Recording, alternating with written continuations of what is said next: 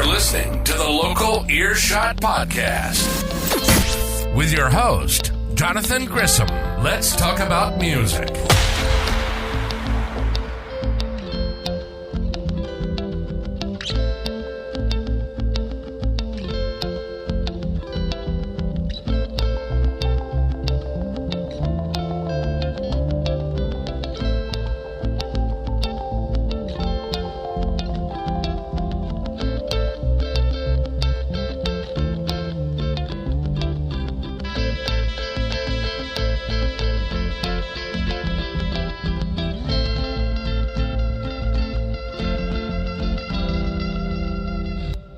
Hello, everybody. This is Johnathan Grissom with Morebands Media and the Local Earshot Podcast. I'm here with Jonathan Ashley White. Do you go by a singer-songwriter? Like what do you kind of classify yourself out? I guess so. It's always hard to do that because I think I have a lot of. I mean, I'm sure like most people, a lot of influences. But yeah, I guess it's easy enough to say singer-songwriter. Okay. Because it's just you and your guitar and you have a band sometimes? I do have a band, and I mean, growing up, that's all I had was band, so, kind of really getting comfortable as a singer-songwriter in the last few years, but, so yeah, I mean, I would say a lot of my recordings, they feel very full band, but I would say like 80% of my shows I play by myself, so. Okay. So yeah. Right. Yeah, just curious. I know because I know some of the people that you see on those circuits, like Megan Marlene, Nikki Jackson, all them. Like they do the singer songwriter stuff, like the open mics and all that. And so like they also like Megan Marlene has a band that she plays with sometimes, and so like and then Bailey Boy, she has her band, but she also does it individually.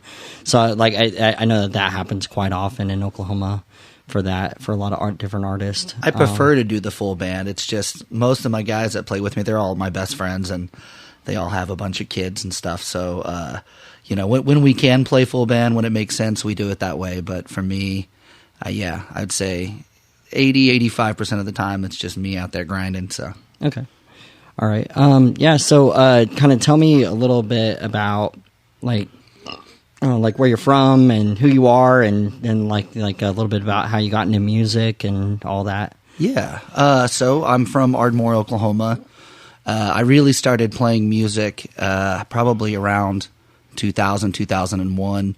I moved to Oklahoma from Germany, and I fell into a group of friends that they were like super religious, but they all played music. And I didn't play music, but I wanted to play music. So I bought a bass and kind of half-assed taught myself a little bit of stuff and recruited all those guys. And we started this ridiculous Christian pop-punk band called Sneaker Eaters. And that was my kind of introduction. I definitely cut my teeth with that stuff and slowly got more into like punk and hardcore and metalcore. And it's probably about like 15 years ago I bought a real acoustic guitar. I think I probably was getting divorced and started writing sad songs, and it just never stopped from there. I just continued to write sad songs, and that's what I do now. Just write sad songs. Yeah, that's it. That's my bread and butter, dude. I could write like a sad song a day. What is that one guy that up there in Tulsa? Is it John Moreland? Oh, he's amazing. Yeah, like the guy that's like, he's like, oh yeah, if you really want to just cry at a show the whole time, just go listen to that guy. Honestly, in my opinion, I think he's probably the best songwriter to come out of Oklahoma ever. Mm-hmm. I've been following him for years and years. Actually, back in the day when I did play like punk stuff, actually hardcore too. Like I used to book a lot of just DIY shows in Ardmore. He was in a band called 30 Cult Arson.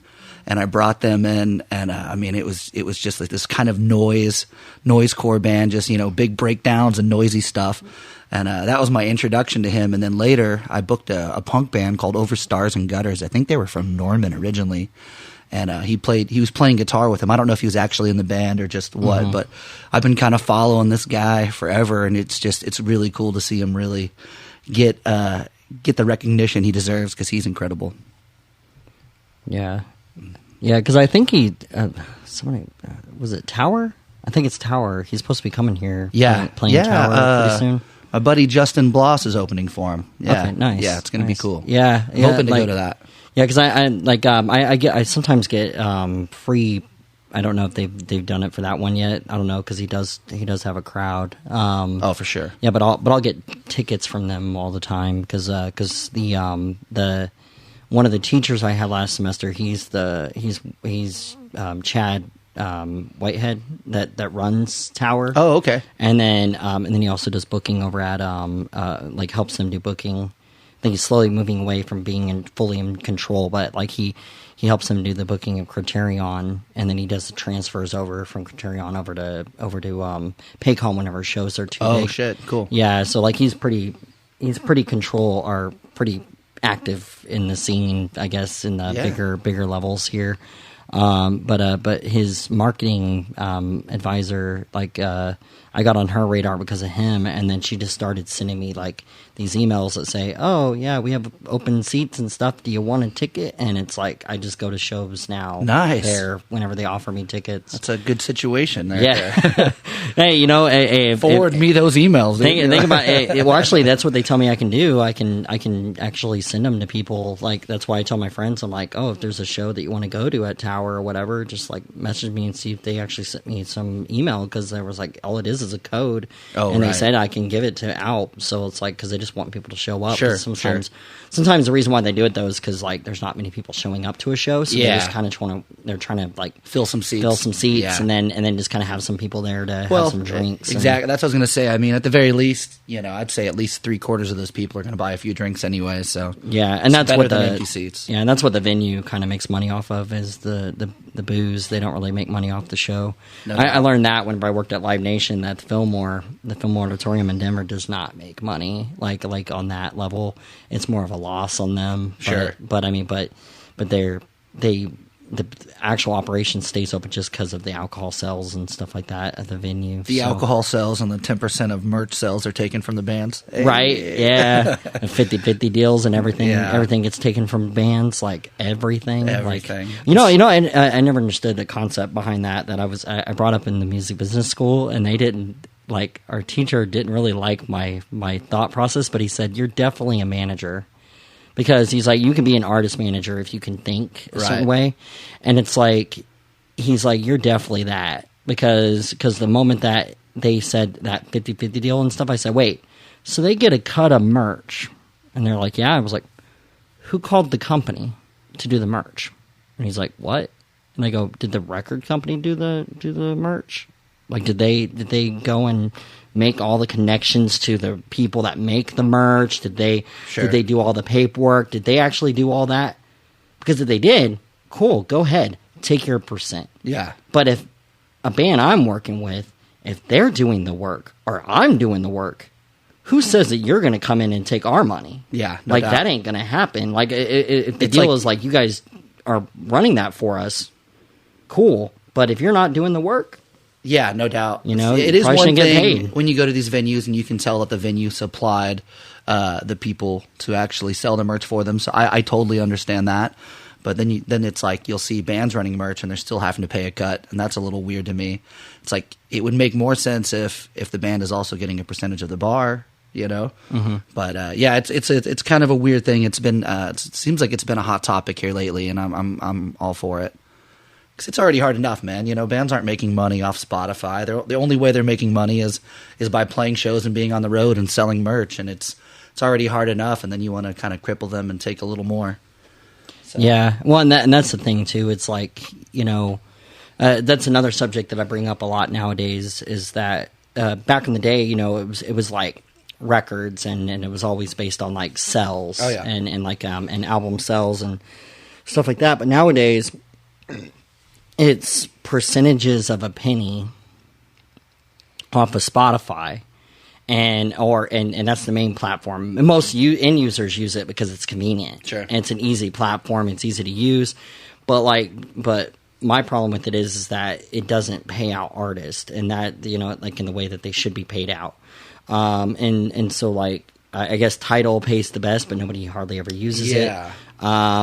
What is the other ones? Like Amazon pays a little better. YouTube, I think, does too. But Deezer, is it Deezer? Deezer is the new one, yeah. And some of those actually do pay out better. But there's less users because Spotify was the first, I guess, contender of it. Sure. So like they were the ones that came out and stuff. But I feel like that looking back and stuff, because I was not the best kid, in high school. I was the guy that was like downloading music. For sure, and like making CDs for my you're, friends. You're the guy Metallica was shaking their fist I was at. literally that guy. Like I'd have like I remember this one time that I had a principal come up to me and he said, "Hey John, we need to talk." And I thought I was in trouble, and he goes, "So I heard you've been burning CDs for all your friends for money." Dude, and I was that's like, a hustle. and I grew up in a trailer park, and I said, "Yeah," and he goes, "So I have a list of songs," and I was like, "Dude, new customer. This is ridiculous." Like the fact that my principal's like, "Man, you're a little hustler. Make me some music," and I was like, "Cool, no problem, sir." What were you using? Was it like LimeWire? Or? I was using I was actually far back as like using like torrents, but I remember using those for a while. Yeah, but I still have my iPod. And then Napster came out, and then LimeWire, Kazaa was the major one that a lot of us liked using.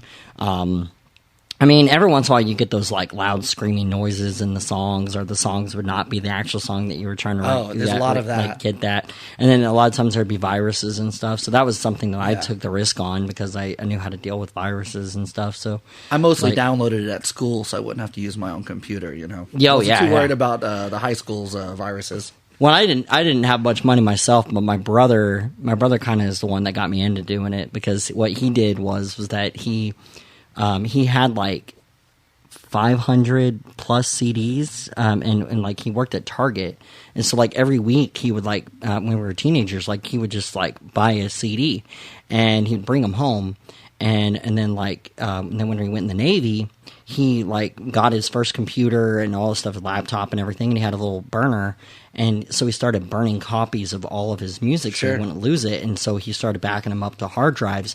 And so, like, whenever he came home, he had this directory, and I copied it over, and it had, like, 300 gigs worth of music on it. And so I copied that over, and so I had, like, every song known to man, on this hard drive.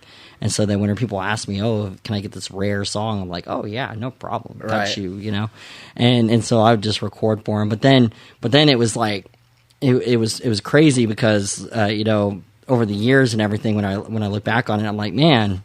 now I understand what artists were going through, but back then, like, they had it good, because even though that my small percentage and the small percentage of people that were doing that stuff, it wasn't even a dent in the millions of sales that they were getting from one album. At $10 a CD, like, they were making money.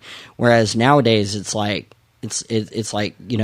even the major artists, they're doing stuff that are crooked. Like they're rigging a song where they make 3 different remix versions of the song and put it on the same top 10 list, and somehow all 3 are all famous, popular songs. And in truth, it's really just people listening to the same song, just in a different version. Yeah, and so they're just making money hand over fist doing that.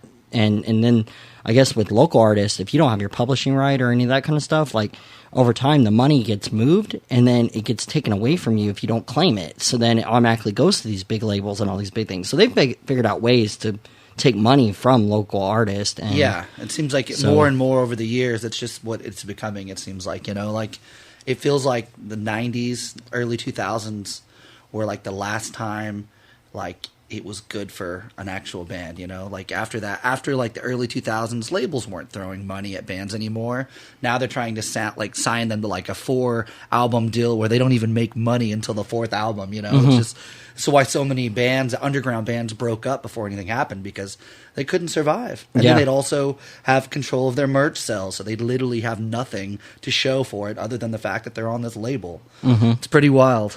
Yeah, and I mean, and then they talk about, like, what was it in class the other day? We were talking about what was it? The question was, like, if a person asked you to do like a 4 record deal with the option of 7, And he goes, and like right afterwards, and this guy's like the teacher's like he's in the Flaming Lips, so he was just like, "There's no such thing as a 7-album deal. Just so you guys know, no person is going to ever sign a deal that you're going to ask them to do 7 on an option." He's like, "No, they ain't going to do that because I'm sorry, that's the record label choosing to do that. It's not the artist. Like I don't think that's like the best idea anyway. I'm like an artist should be able to just walk away from stuff. Like it shouldn't be like it's the only career field that I've ever seen where like as I learn more and more about that side of it, that like it's similar to like the whole, I can go down to a bank and I can get a loan for like a house, like as a real estate person, an investment. But I can't go and take my album to like a bank and go, "Hey, I want to get this money to fund this project," unless I have amazing credit and all this stuff.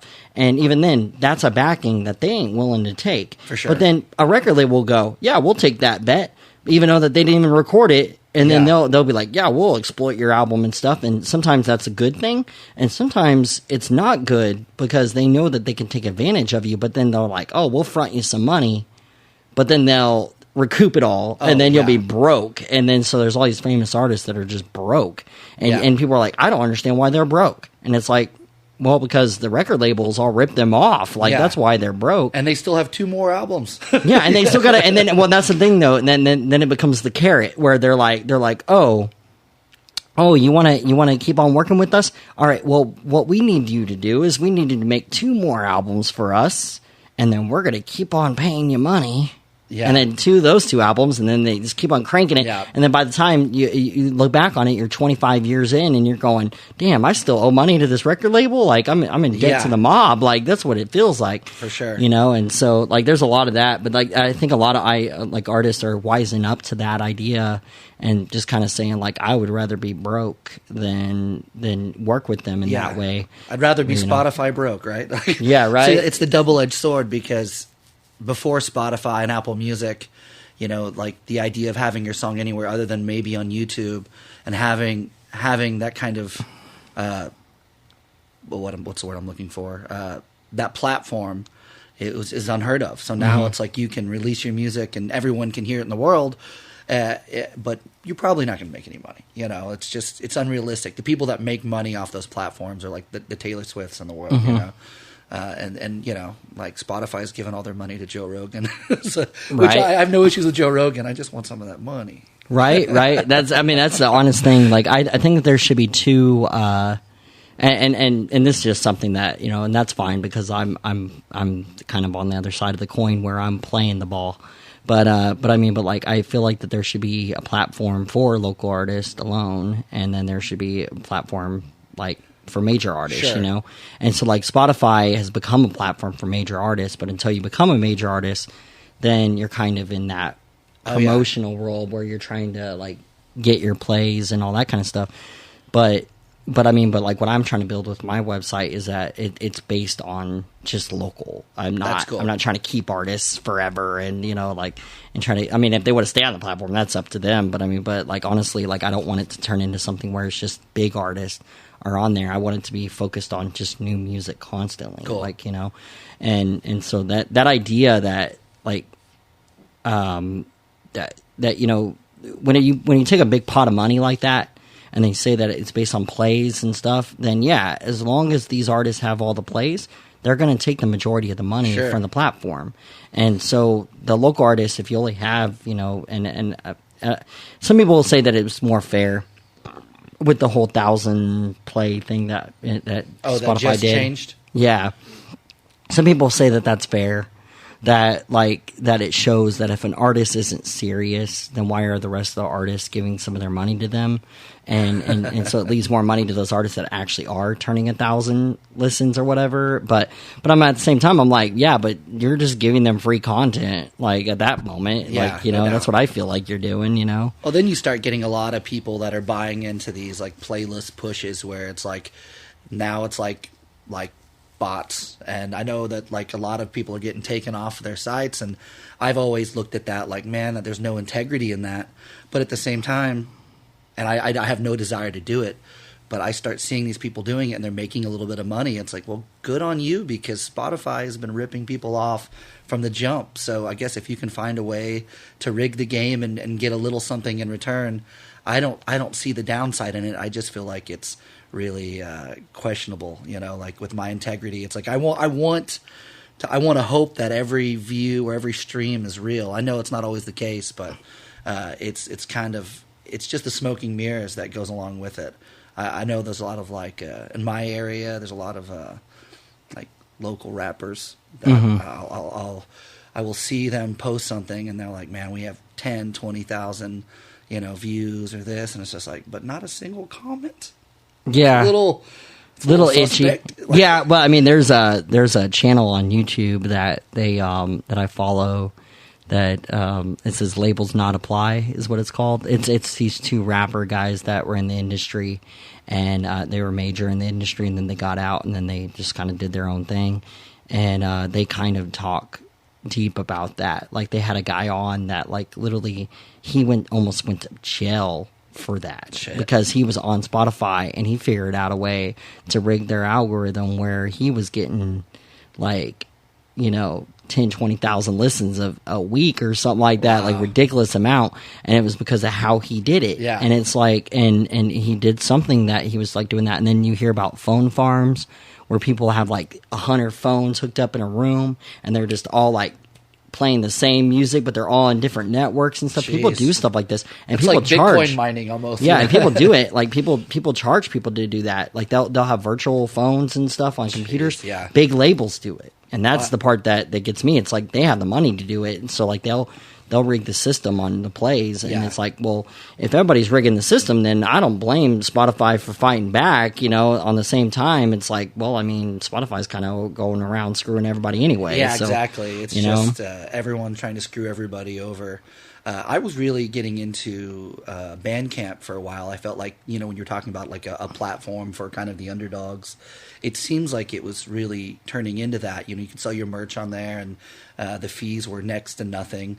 But I think they just got bought out, so I'm kind of not sure what's going to happen with with Bandcamp. Yeah, I know that some artists, I'm a libertarian type, but but I guess that was it Tim Pool? They had music on Bandcamp, and I guess that the platform kind of is going more like that side, like the more democratic side, and so like they kind of locked up their account and all their plays and all the money that they had, and they locked up their account and basically made it where they seized it. And so they seized their account on Bandcamp, and it was because they just didn't want them on their platform, so they deleted their account. But they also deleted all the money that they made and everything, and just kept the money. Jeez. And so it's like, so the fact that a company is that crooked to like seize your money and stuff, I'm not willing to work with them if they're doing stuff like that. Yeah, no doubt. And I mean, I know a lot of artists have their stuff on Bandcamp. I don't blame artists for doing it, but my thing is that I'm what somebody was trying to get me to do a Patreon, and I said, honestly, like they were seizing people's accounts and they were taking their money. I'm not looking to work. I was like, I'd rather just set up my own little PayPal or my own Cash App and just say donate to that than go through one of these platforms. And if you can cut out the middleman, that's just kind of the name of the game. Yeah, and if you have your own website, then really all Patreon is doing is giving you a website to offer different little tiers with stuff that you give to your fans. So really, I mean, there's nothing stopping me from making my own website, which I already have, and uploading on there, oh, hey, if you sign up for this tier, you get a T-shirt. Like, nothing's stopping a person from doing that you just create it themselves. yourself. Yeah, you just do it WordPress and create it yourself. That kind of reminds me of this. I was talking to this studio out of I think they're out of Boston recently, and they have this platform where they have their own crowdfunding platform, kind of like Kickstarter or Indiegogo, and there's different tiers, you get rewards and all that. Well, they have their own where they cut out they said they cut out the middleman, but and they become the middleman, and they want you to record at their studio. So it's basically, I was entertaining the idea. I was like, oh, that sounds kind of cool. I've done a couple of these Kickstarters, and I've always met my goal. But at this point, I really decided not to do it because it's like, man, I've been doing this shit too long to, it's not like a handout, but it's like, if I can't do it on my own, I don't know if I want to do it. You know what I mean? I think that's where I'm at. But it was really wild because it was just like, yeah, it sounds good. But then it's like I'm raising money in your crowdfunding platform just to record at the studio when I could have just done that anyway. So it's like it sounded like they really wanted to help me, but really I was doing all the grunt work. I was doing everything. And they're like, all right, come record now. And it's just it just seems like another middleman. And and the whole idea was we're cutting out the middleman. It's like, no, you're replacing the middleman. Yeah, exactly. So, I mean, I totally know what you're talking about. Yeah, so you said that you were in Germany, you did some stuff there music wise, and then I didn't start playing music till you moved back to Oklahoma. Yeah. See, I was to Oklahoma. I was 13 when I moved to I was 12 when I moved to America, and I think may have been like 14ish. It's freshman year, towards the end of freshman year is when I moved to Oklahoma. Okay. Yeah. So before that, I didn't play music. My mom was a musician. My brother had a drum set, and I remember having like a bass, but I never played it. It was just just set in the corner and collecting dust. I didn't really have that desire, I guess, until I got around a bunch of people that were playing music, and I thought they were cool. So I was like, I want to do that shit too. Yeah, and then I was telling you earlier that my old band's first album, we recorded in Bremerton, Washington, which is there's a studio there called Monkey Trench Studios, and Mike Herrera from MXPX owns that studio. And when I started getting into music, like really getting into music, they were my favorite band. So it was kind of one of those full circle moments where I got to record with my childhood hero. So that was pretty rad. But man, I didn't really seriously start playing music, I think, till about maybe 15 years ago. But a lot of bedroom bands and just yelling into microphones and shit like that. Okay. Let me see. And then let me see. And then what kind of okay, so where do you classify the type of music that you play? That's the hardest question, man. 'Cause I never grew up listening to any sort of country or red dirt or anything like that. And I literally didn't know much about it until, honestly, I'd say 5 or 6 years ago. Because I was so just underground with the kind of stuff that I listened to. And the reason I think I even started playing acoustic stuff was all the punk bands and the hardcore bands, like the aging punk kind of starts playing acoustic guitar, But so my style, it definitely has some kind of Americana country aspects, but I think of it more of a stripped down alternative kind of music. I don't have any issues with country, and I've grown to really appreciate a lot of that stuff in the last few years, but it's definitely not influenced by much of it. So I kind of get lumped in with certain things, and I'm like, well, I don't know anything about that. I'm not upset about it, but I don't know it. But I don't sound anything like what a lot of my actual influences really were. So I understand that's a weird place to be, I guess. Yeah. Sorry, I'm trying to do the processing and the actual recording. I'm gonna probably check this real quick because stuff's doing weird stuff. Yeah, no worries. Damn. So let me see. And how long have you been doing music in Oklahoma? I guess I'd say 18 years, but seriously, probably about 14-ish. 14 years? Yeah. I had early on when I was in this hardcore band, that was probably it felt like the most success I've had playing music, and it was some of the most fun I had for sure. But there's just something a little more empowering about being able to do it on your own. And I still love playing with the band. I would prefer to do it every night, but it's just not feasible. Mm-hmm. There's not enough money to go around to do that shit. Right. Well, and that's another thing that people don't think about. I don't think is that whenever you do a show, singer-songwriter stuff and acoustic shows are pretty big in Oklahoma, but also because at the end of the night, whenever you're splitting up the money, if you have 5 people in a band, you got to split that money up 5 ways. Yeah. If you have 10 people in the band, you got a big band, you got to split that money up 10 ways. And so like there has to be like a actual like amount to it all that you're deciding to like do that, you know. And I've kind of put myself in a box because I don't play 3-hour shows. Like I like playing 45s. I like playing 60 minutes. 90 minutes is great. I'll do a 2-hour set with like a short break.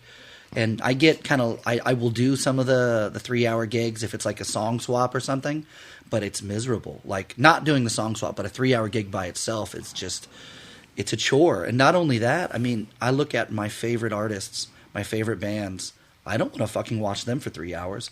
So why would I expect anyone to want to see me for 3 hours? You know right. what I mean? Well, I mean, and sometimes I'll see like bands that have longer sets or whatever. Yeah. And depending on the type of music, it's all right. But like, I mean, after a while, you're like, dang, like, are they done yet? Yes. Like, is the next artist going to get up here? Like, you know, and I hate to say that, but it is like that sometimes where you're watching it. And it's the way to make money. I get Yeah. that. Because, you know, I think a lot of the venues look at it like, I can pay this one guy to play all the time, the whole 3-hour block, or I can have 3 or 4 songwriters up here and have to pay each one of them. And so I understand why it's a thing and why people do it, but I don't even play cover songs. Like 3 hours of me singing sad shit is, I mean, everyone's walking away on suicide watch, including me. It's torturous. Oh my God. So yeah, man, like I feel like that's kind of put me in a spot where, you know, there's a lot of places where that just does not sound fun. Like someone just messaged me about playing at a sports bar, and I'm like, no, because like they're just going to be yelling at the TV. Yeah, and that's something that like I noticed. What was it? I mean, I know that they went out of business. I'm trying to see if that building's coming up for sale, but the Starlight Lounge off of May. They were doing like a singer-songwriter thing, nice. and like half the room. The problem was the other half of the room, like the bar area of the room, they had the game on and different sports on, and these people were just like in there, just like screaming and yelling at the damn screen. And Sure. It's just like, oh my God, like that's it's tough because I know a lot of businesses will look at it as entertainment, and in a sense, of course, that's what it is. But I don't really think of what I do as that entertaining. You know, it is a form of entertainment, but it's like, you know, it's art. So Yeah. And when you try to put art in the corner of a sports bar, it doesn't work. You walk away feeling like shit. Yeah. And people there are like, I want to hear fucking Freebird or Wagon Wheel, and I'm like, play it on Spotify. Fuck, I don't know what to tell you. right. Yeah, like I'm not a jukebox. I'm not a human jukebox. Like that's the and a lot of venues, they try music, and I guess some people like it, but it's like, I don't know, there's certain places I'll play where I'll walk away. Just those are the moments where I'm like, fuck all of this. Like, why do I do this to myself? Like, you know, I don't expect everyone to pay attention to what we're doing, right? But like when you hear someone like cutting their fucking steak on a plate louder than I can hear myself, and it's just like, what the fuck am I doing? Right. Put a fucking red nose on me and call me a clown. God.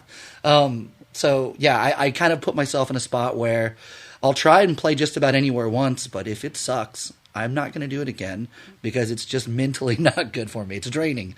So, you know, I'm in this process of finding the places that feel like they work. And a lot of times it is bars, but there's a lot of places where, like the Blue Note's a great example, where it feels like it's a place where, people are there having fun, but they are paying attention, and they are there because there's music, you know? I've been playing some, like, art galleries. There's one in Ardmore called Marvin's Place where it's a completely unplugged listening room. And that's fucking intimidating because, you know, especially if you are kind of used to playing in these places where nobody's listening. It's so you're background like, sound. I can fuck up. You can hear a pin drop inside those empty rooms like that. And it's a little intimidating, but after my first time playing at a place like that, I walked away and I'm like, that's rewarding. Those are the kind of things that I want to do, that I need to try and do more of. Now, in saying that, I feel like there's probably, like maybe 3 or 4 listening rooms in the state like that. So you can't bank on doing that all the time. But there are a lot of venues that feel like they really they appreciate music and they want music, and hopefully the patrons are there for that reason. And if not, maybe at least I can just play 45 minutes and scoot out the door. Yeah, I mean that's kind of the ones that I try to push and work with. It's like what was it? A Gallery is a music that has like a venue room in the back. That's over there in the LGBTQ community. Okay. I have some art inside their gallery because they do like a lot of the local artists and stuff, and that they do like painting and stuff, and I do painting. So I have like a lot of their work, a lot of my artwork in there. But then but they have like a nice little room. They have some drink options. It's more of like they allow like weed smoke there if you certain events, and then also by donations if you want to drink, but you have to show that you're 21 and all that kind of stuff. Yeah. But it's like it's not paid. Like you don't have to buy the drinks. Like you can go get it for free, but it's it's nice to tip $1 to the person that's giving you a free drink, right? Because they don't have the licensing for certain things. So they just do they not do the donation option? Like that's what it is. That is okay. Yeah, that's what I'm saying. It's just like a bucket that says donation to the venue, because then they're allowed to do it. And you said this was an art gallery as well? Yes. Yeah, that's over there on 39th. It's right down the street. Okay. Yeah. You said A Gallery? A Gallery. Okay. Point A Gallery. Point A Gallery. Yeah. I'm asking because I'm gonna yeah, Laura. Yeah, it's worth. I mean, yeah, if you're already down here, it's worth stopping in and seeing their operation and see how it works. Stuff that just go in there and just say Leah, just tell her that I sent you over there. On, yeah. But yeah. And then in Norman, there's Incom, which if you haven't heard about that yet, but Incom, he doesn't serve alcohol or anything. It's an all age thing. Yeah, I've been playing a show there. Yeah, and so cool. Christoph's a really cool guy, and he's really does care a lot about the music industry. Yeah, for sure. And he's been in the industry forever. So and so he's just trying to get more people to come in and just kind of play there and have a good show and all that kind of stuff. So I mean, yeah, he's that one's really cool to play. Just because people that go to that one usually are there to listen to the band, because the moment you say you don't serve booze, people don't come. That's what he was saying, is that a lot of times a lot of the people in a lot of different music types, they won't come if you're not serving alcohol. Yeah. So he kind of did a thing where he's like, well, I mean, you can technically go have a drink in the parking lot, I guess, if you want in your car. I'm stopping you, Yeah. But obviously you probably shouldn't. There's a school across the street, all those kind of things. But whatever. But there's pregame, yeah, and so there's those places. Lost Highway Bar. It's pretty good. They don't put sound on TVs. They don't really play sports all the time. I've been there once. That's a place I should definitely hit up. David Carlisle is the one that does the booking for them.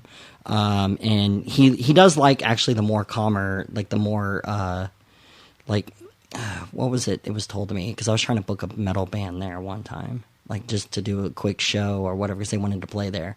And I asked, and they were like, yeah, they're looking for more decibel-controlled artists is the term that was used. And I'm like, I started laughing in my head. I mean, I'm going to hit him up then. Yeah. No, that's what I'm saying. If you play that kind of music, it's good, Right. But if it's if you're a straight heavy metal Not band your or whatever, spot. whereas if you're playing punk or you're really wild stuff that you can't play nowhere else because nobody else will play you probably go to Grand Royale, because Grand Royale, you can do stuff. I played there twice. Yeah, and I mean, I like that bar. I like that a lot. Yeah, and the staff is cool. Everyone's nice there. But the craziest thing I saw was it's Daruku or whatever. I always say their name wrong. This band, they all wear masks, and there's Japanese. People thought they were a Japanese band. There's not. None of the members are Japanese. They're all from here. But what they do is they start out as a normal band, and then they put on these masks, and they become a different band. And then whenever they do that, they start going almost like a jam band, right? But I mean, they're playing just instrumentals. There's no singing or nothing. It's just instrumentals. And then they get the crowd and they sit there and point at the crowd and they do like miming and stuff like while they're like playing, and so they'll tell the crowd to do stuff and they'll like do it, and then like they'll get the crowd all involved, and so their crowd involvement's awesome. But then by the end of the show, like they're up on the bar, they're playing on the bar, they have all their drum sets on the bar, they got people carrying them out with the drums, like the dude playing the drums on top, and he's like going outside, and they end up setting their guitars on fire, and they're sitting there like just doing this crazy show. Damn, they're known for it, but they can do that at Grand. If they try to do that at Blue Note, apparently they were told no. So they never played there. So they don't really play places that they tell them that they can't do this wild stuff. So, but yeah, I mean, they're a crazy band. The first time I played a Grand Royale, it was like one of the bands was kind of like this math rock band, and the other band kind of had like a 90s like kind of darker like emo vibe. And it was a good show, and then just me acoustic, and I was like, oh, sorry guys, like, you know, it was just a different vibe. It didn't quite fit, but the last one I did was a Sunday gig, and it was all acoustic, and it made a lot of sense. But both shows were fun. That's actually a place that I just really enjoy just going to and hanging out at. So that whole area, that, you know, like, it's good pizza right over there. It's all kinds of good stuff going on. Is that is that called the Plaza District? Yeah, Plaza. Yeah, there's Plaza, Midtown, Paseo, and then 39th Street, or what they call the Gayborhood. Okay. But like those are all the main like hubs where there's like actual stuff going on inside the city. Yeah. So we're sitting at like probably went a little longer because we were just like going, you know, different subjects and stuff. But we're sitting at around 45 minutes. Do you want to play some songs, or do you want to like play some on the? Yeah, I could either or, whatever you prefer, man. I'll do it. I mean, it's up to you. I brought the guitar, so I might as well. Yeah, might as well. Sure. I'll get them set up here, and then we will record right after that. Let me switch cameras. Right on. So, all right, everybody. This is Johnathan Ashley White. What's the name of the first song you're going to play? So this song's called Manuel. I have it recorded, and I've been kind of sitting on it for about a year. And here lately, I've been really thinking about surprise dropping it or something pretty soon, and I figured I'll play it. All right. This one's I wrote this one about a Pentecostal preacher telling me I was going to go to hell. Oh, good to know. Yeah. I think I got told I was going to hell because I wore a tongue ring inside a church one time, so whatever. Gotta love it.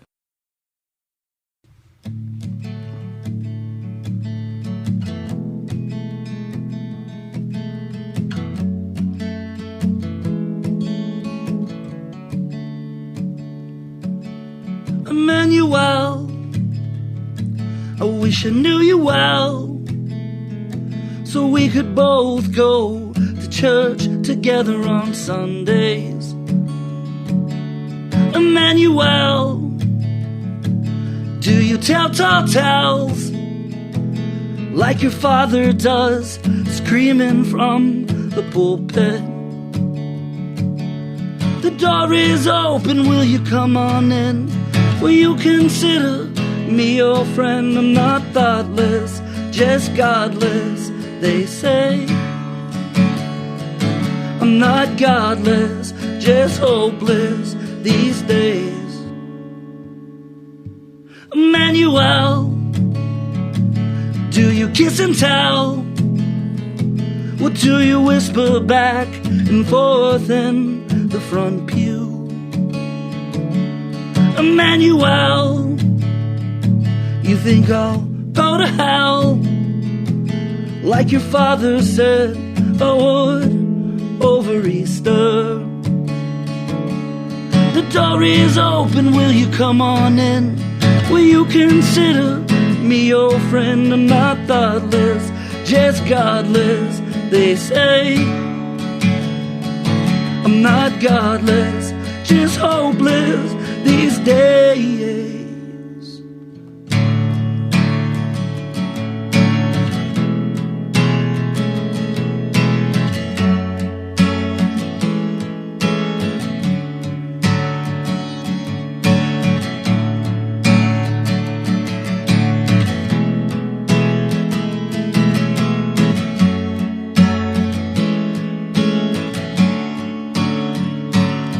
And I was hurting heavy, and you were not ready to feel the hell I was in. And I was hurting heavy, and you were not ready. Was it all just sin to them? And I was hurting heavy, and you were not ready to feel the hell I was in. And I was hurting heavy, and you were not ready. Was it all just sin to them?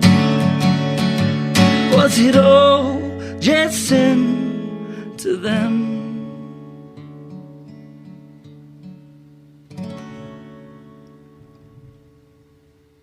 Awesome. That sounded really good. Thank you, man. All right. So what's the next one you're going to do for us? This next one, I should probably play it. I just released it. It's called Queen of the West. Thing I like about this song is I typically write songs just from my life and my own perspective. And I actually wrote this song from my girlfriend's perspective. She was telling me a story about her upbringing, and I just felt really compelled to write about it. So this is a song about someone else's life, and then for me, that's something unique. So, yeah, I'm going to try it out. It's Queen of the West.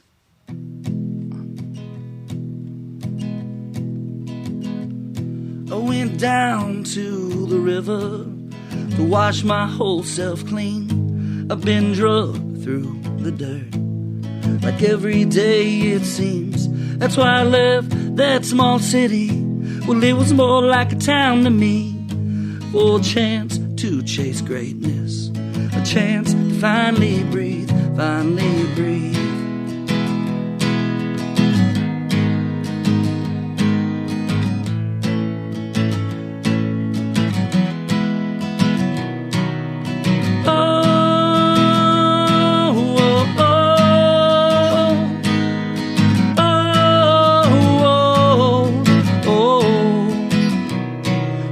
Never had nothing, well, nothing that stayed with me.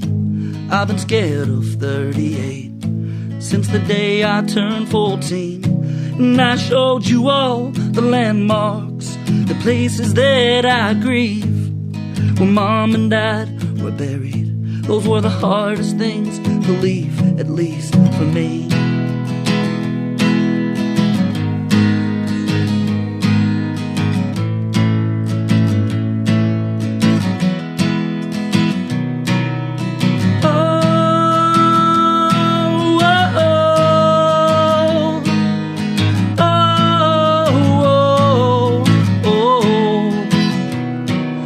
A leap of faith and I moved south, just my girls and me. We didn't need no man to tell us how to be. When we finally settled in, I think we found some peace. A home is what we made, a home is what we need, it's what we needed.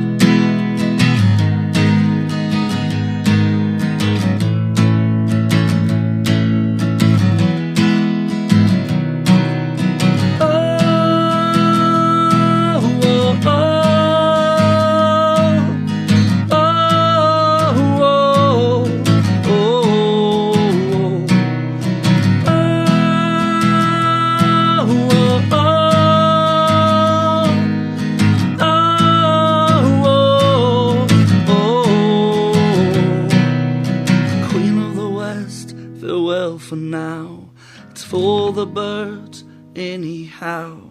Now I see trees all year round. I'll see you when I'll see you if I'm 40 bound. Awesome. Thank you. One more cool? Yeah. All right. Double check my capo here. My tunage, I mean. Cool. I'm ready. Want me to introduce it? I'm good to go? Yeah. All right. Yeah. This one is called Ditch Diggers. I wrote a little while back and kind of stopped playing it for a little bit, but here lately it's kind of came back around, and it's kind of my favorite song to play right now, actually. So here we go.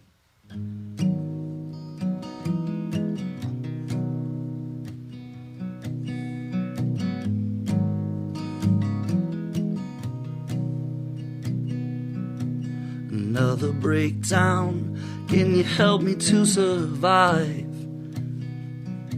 I pray to God now, 'cause I don't wanna die. I need a handout, like I'm back in '05. Another broke man, just living off white lies. And they say misery, it's better with a friend. But maybe misery is better with a pen. While I'm down in these ditches on my bended knees, working like a dog so the wolves can eat. Hoping like hell you still love me, 'cause I don't really know who else to be. Down in these ditches on my bended knees, praying to a God I'll never meet. Hoping like hell you still love me, 'cause I don't really know who else to be.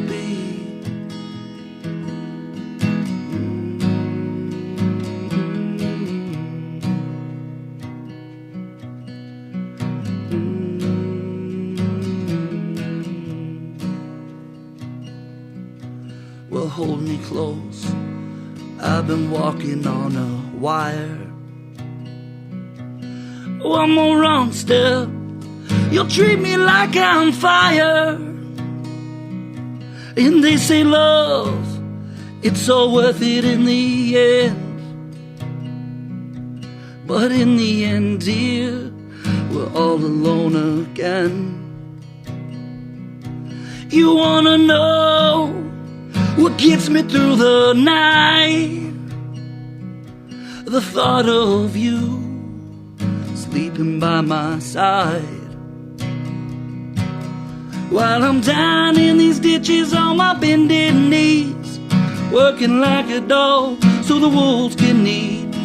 Hoping like hell you still love me, 'cause I don't really know who else to be.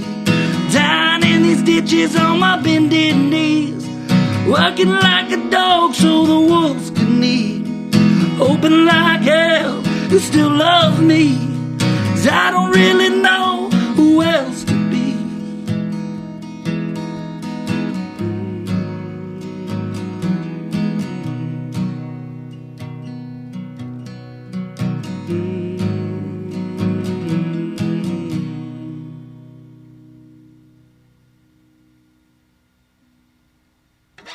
Yeah. Was it that little clap button? Thank you. Thank you. That was nice. really good. Thanks, that was man. really good. All right. So, what shows do you have coming up? Oh, if you don't mind me looking at my phone real quick. Nope, rude. If I don't write it down, it doesn't happen, dude. I literally have like alarms and shit set for like make 2 burritos. Like that's the kind of life I live here. I mean, I pretty much do the same thing. Let's see, shows. So it looks like in April, I'm playing the first Friday in April at Deep Ellum in Dallas. For this, is there a kitty cat in the background? Aww. Yeah, it's one in. Aw. Here, I'll let him in. It's toward the end. Cool. Want me to just keep going? Yeah, you're good. All right. I'm going to let her rip, dude. Yeah, so the first Friday of April, which is the 5th, I'm playing in Deep Ellum for the first Friday of the month event that they have. I'm not totally sure what venue, but if you walk around Deep Ellum, you might find me. And then, so on the 23rd of April, I'm starting to host a songwriters night at a new local art gallery in Ardmore. The art gallery is called Still Here. I'm going to be hosting it every Tuesday. The first Tuesday that I'm doing it is the 23rd. Cameron Smith, my buddy from Fort Worth, is going to come play. And and then I have one on the 30th, which is the second set of that. So that's kind of what I have going on for April. I'm not going to go down the rabbit hole on all the shit I have going on. But yeah, I did want to mention that Still Here Art Gallery. And maybe you can throw some names my way of people you think that maybe if you need I've got a list that I'm compiling of songwriters, because the whole idea for this is it's like it's going to start at 7 and go to 8:30. I'm going to host and play about 30 minutes, and then whoever the featured artist is will play an hour of originals, and that's it. Just a short, fun night on a Tuesday. So yeah, cool. Yeah, man. Yeah, I mean, I know quite a few, so yeah, for sure. Definitely throw some names. That'd be great. So yeah, that's what I've got going on, man. Awesome. All right. As for the local Earshot, I run on the value for value system. That is time, talent, or treasure. I value everybody's time for listening. I know that there's millions of podcasts out there at this point, and that you could be listening to any of those shows, but you chose to listen to mine. So thank you very, very much.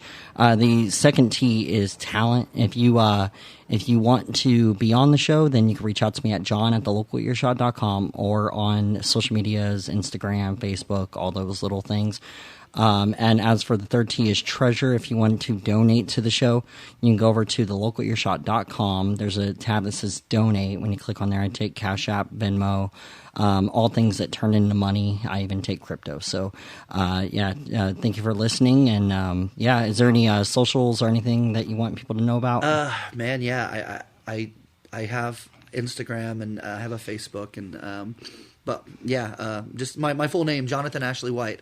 I had to add my middle name because there's a Christian artist named Johnathan White. Yeah, that motherfucker was ruining my life, dude. Like literally, our Spotify. I was literally talking to the artist before you. Like, if you actually go and listen to this week's episode that's out, Zimaru, that one, like, we were talking about that like their band name. Or their name originally was called Puzzle Pieces, and I guess that there was a band already called that, so they had to change their name, and so they had to come up with a different name and everything, and I mean, I speak to that quite often. That an easy way to find out if your name's taken or not is go to like Google and just type in the name, and then see if like there's other domains that are already owned by it, or if there's other artists. Because like one of the bands that I do a lot of or that I did a lot of stuff with that are starting to come back together is Hollis, and the thing is Johnny Hollis, like he does some things by himself, like, you know, but he's better whenever he has a band, sure, like a bigger band. But the thing is that like his name Hollis, apparently there's a company that does construction called Hollis, and then there's also a pop artist that has over 1 million followers on Spotify called Hollis. Yeah. So straight up, she could sue them for the name, and so the band had to be called Hollis Band.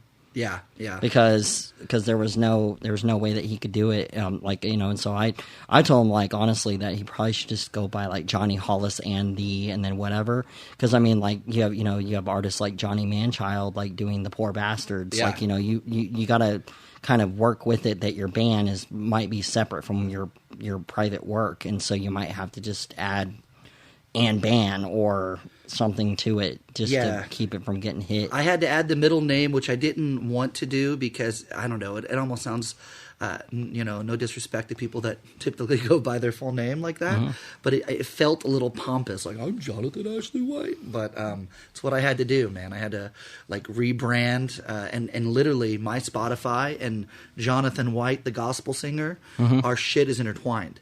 Like, I was getting his fake plays that he was paying for.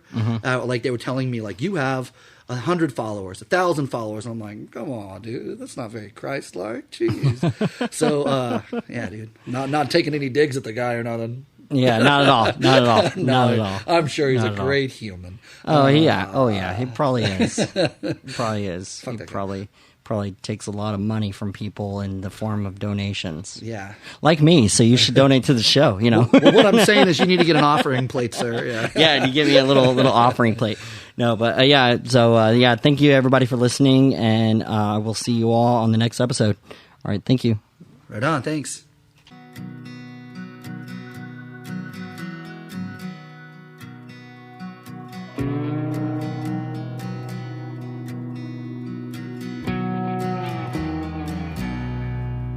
It's been a long year playing it safe, but there's a hurricane taking its shape, and I can feel it like it's blood in my veins.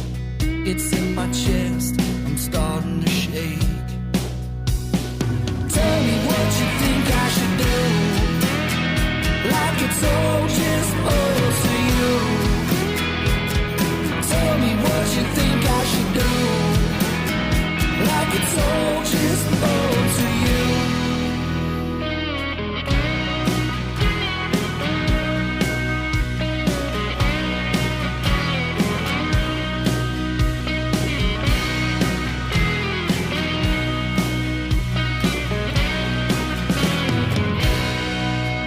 You said I'm hard up, begging for change, but you're searching in the wrong damn place.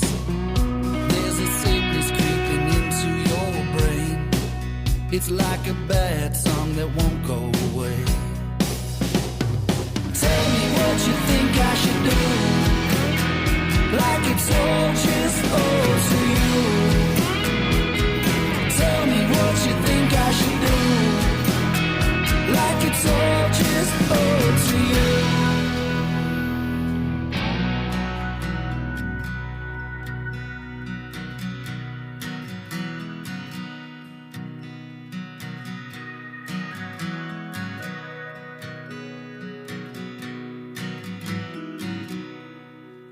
I think it's time that I run away. The Midwest has been calling my name, and you know home is just a place that I stay, born to roam until I fade away. Tell me what you think I should do, like it's all just owed to you. Tell me what you think I should do, like it's all just owed